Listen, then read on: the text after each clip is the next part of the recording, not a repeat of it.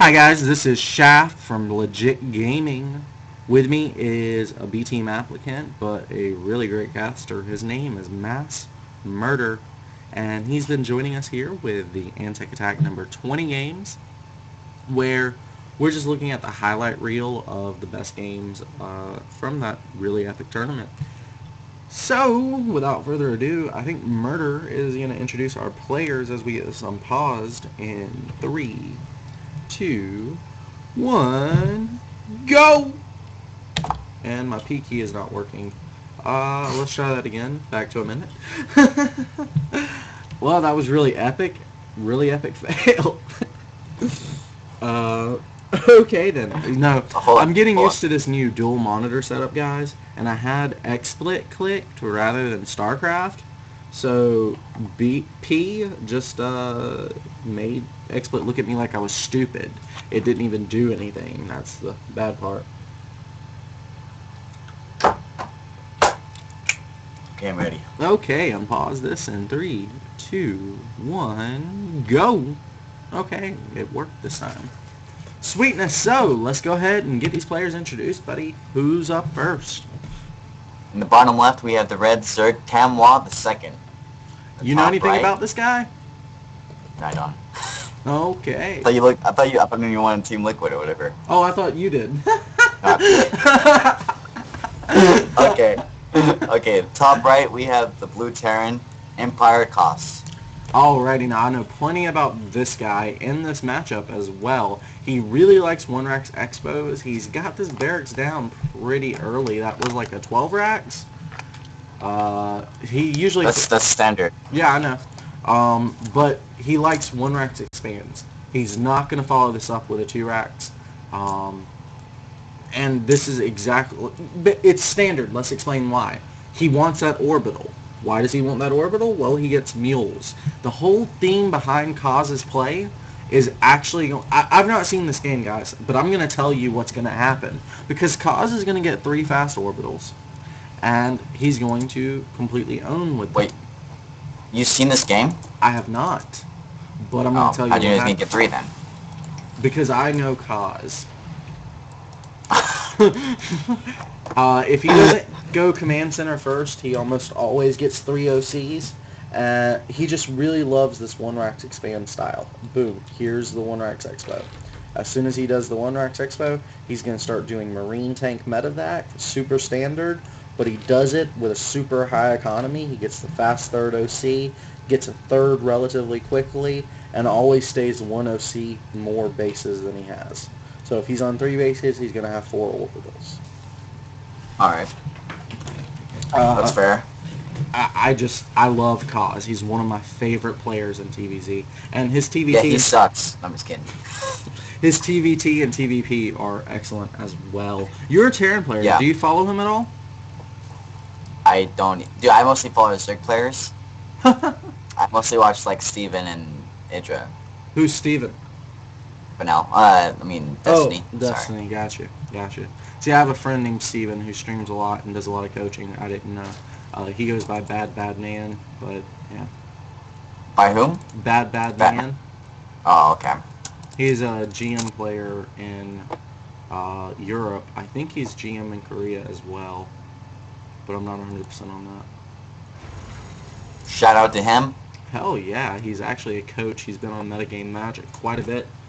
Guys, if you're a Zerg player, go check out Metagame Magic at blip.tv/theonlyshaft. It's an educational show, really aimed towards Zerg players, but if we're covering ZVP, usually there's a lot in there for PvZ.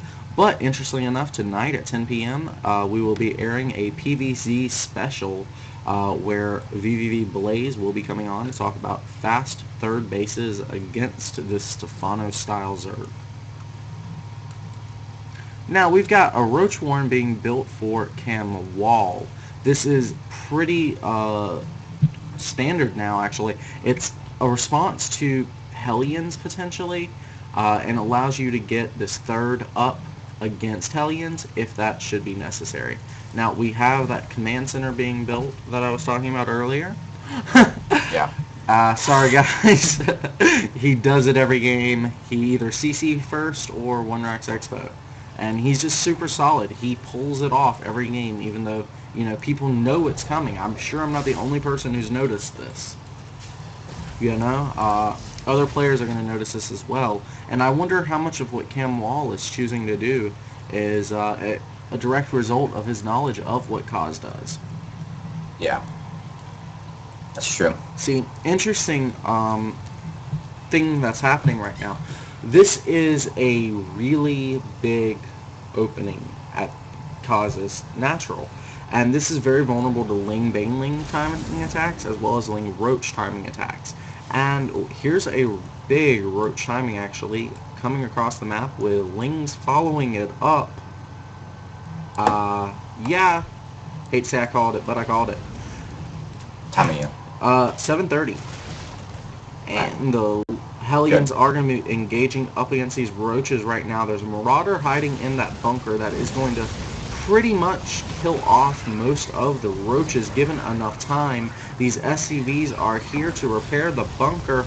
Bunker was being targeted down. Now he targets down the SCVs. SCVs run away, but the bunker is going to live.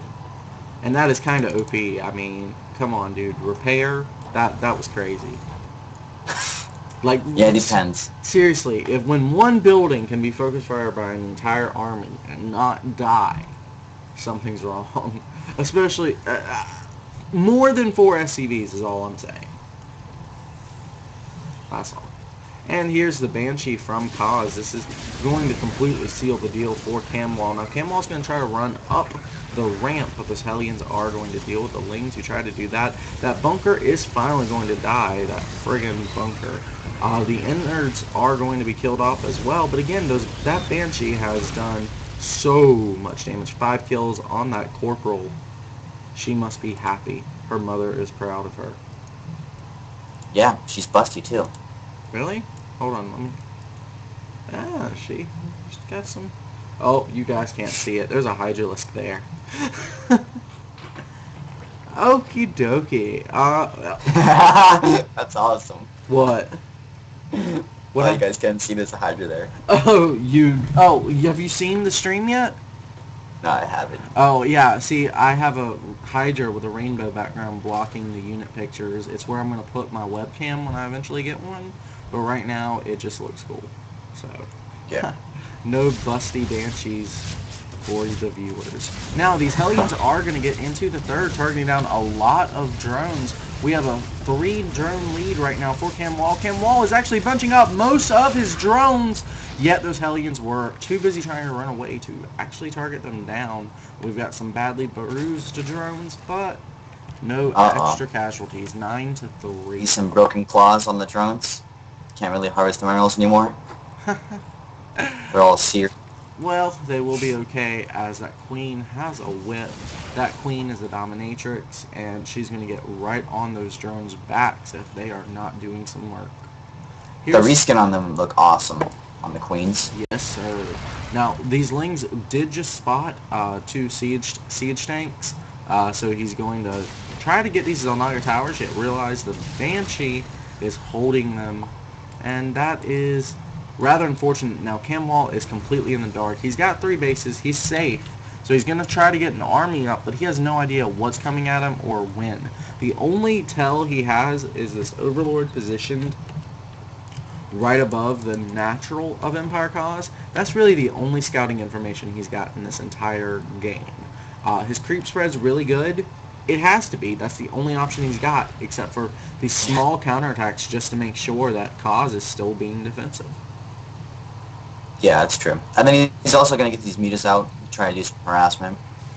Once they get out, denying information from him will become an issue. That Banshee will be countered by Mutalisks plus an Overseer, so things will start to work out for Kamawah, but he has to directly respond to what Kas is doing, and that's what Kas's style kind of is. Oh, we have a creep slave running across the map. She is completely here for creep. Lings just making sure Kas is always on the back foot. Overlords are getting hunted down. And we have a 4th now being taken by Kamawah.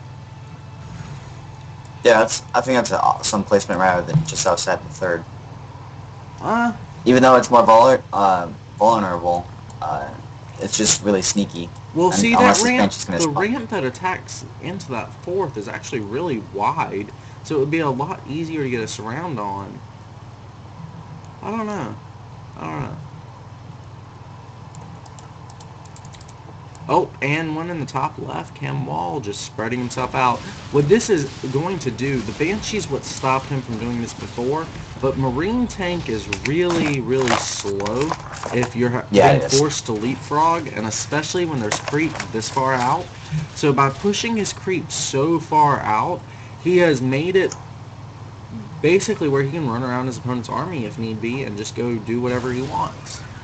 He's using this really mobile style. It's staying true to the Ling Muta composition, but it's just back and forth. He's constantly keeping Kaz on his back foot. This fifth orbital command, I think it is getting targeted down. Is that 4 or 5? 4. Okay. 4, yeah. Only 15 minutes into the game and getting his 4th orbital. Wow. Kaz definitely a boss. Yeah, he is. Now, I like it since he's trying to go for the macro game. mm-hmm. Yeah, now this And he's really far ahead on supply too. He is. He's been keeping Cam Wall in the dark. Cam Wall actually missed. Well, he didn't miss injects, but he wasn't making units for fear of making drones when he needs units, or units when he needs drones. So he was trying to bank up that larva, and it just doesn't work. Now we've got the Banelings added into this Ling Muta force with Burrow on the way, so I know what he's going to try to force. He wants to see some Ravens. And Kamawah's natural at the bottom right was killed. Oh, wow, I missed that entirely. Must have been a drop. Yeah, it was a drop. Okay. Well, we now have a 4th taken for Kaz. It's a little bit bruised, and there's another army coming right on in. But Kaz is already there to defend it, and Kamwal has a little bit of a movement speed advantage, but Kaz is just a little bit too close. Yeah, I think Kamawah needs to get some swarm hosts and then make some Vipers and abduct the tanks. He'll do awesome. I have no idea what you just said. I know it's about Heart of the Swarm, though. Okay, Yes. Thors are out. They have quite good upgrades. 1 attack, or I guess that is just +1 attack, whatever.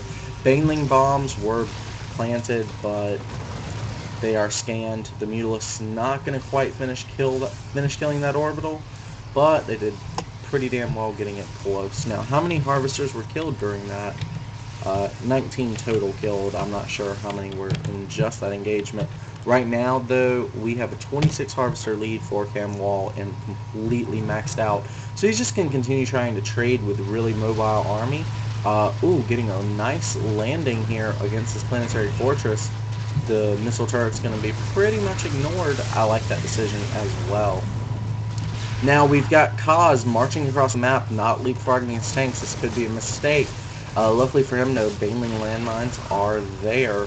Now he's going to go ahead and siege one Marine up. at the top left. Really clumped up Marines running right into Banelings. He lost a lot of supply. He lost 60 supply just to those Banelings alone. His 3rd cleaned up pretty well. There is not much defense here for Kaz. He's got Thors against Mutas. That usually works out pretty well.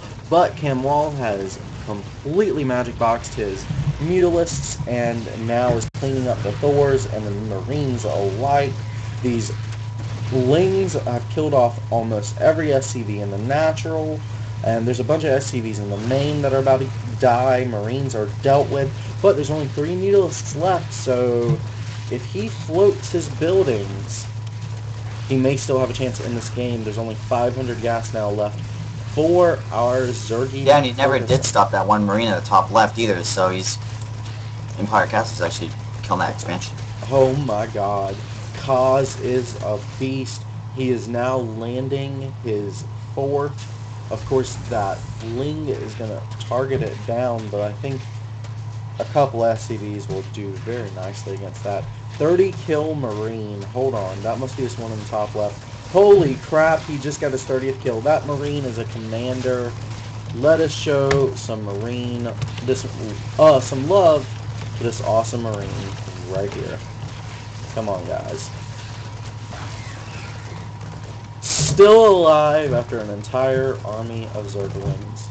Said, I'm going to eat you. Yeah, 3-3 Marines are OP. Yes, sir. I can't believe Cast won that. It's hard to believe, man. It is very hard to believe. But what ended up happening is Kamawah went for a base race, and he lost all his units. He had no way to... there's just too much production there for Kas. Mules are too good, and he had orbitals everywhere. He could just float them up and put them back down. There wasn't enough anti-air, and there never is in a TVZ base race. TVZ base races seem like a good idea, but they're not. TVZ counterattacks, however... Terrans almost always win. Well, almost. Against base races. And you're right, they almost always win. But counterattacks accept the fact that the Terran's going to win and limit the amount of units that are sent, but there still has to be a response, and units are still going to get picked off. So it requires the player to be a little bit better at multitasking, both players. Yeah. So if that's a strength of yours, it's something to consider. I think Kamawah should have done, like, his macro was really far behind. Like, there was points in the game where he was down on supply to cost, and there was, like, barely any engagements. So he needs to work on that. Absolutely, man. How are those chips? Damn, pretty good. Is it loud? No, it's fine. Alright, guys, we are moving into the next episode, so I will catch you on the other side. F5 on your keyboards right now.